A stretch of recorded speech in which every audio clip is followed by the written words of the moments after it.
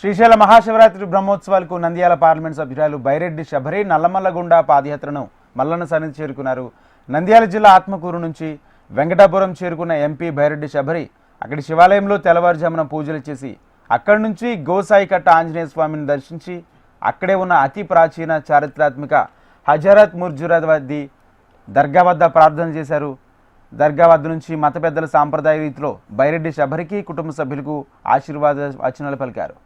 ఆ పక్కనే శ్రీశైల పర్వత పూజను అర్చకులు చేపట్టి శబరిచే నారికేళ క్రతును చేయించారు.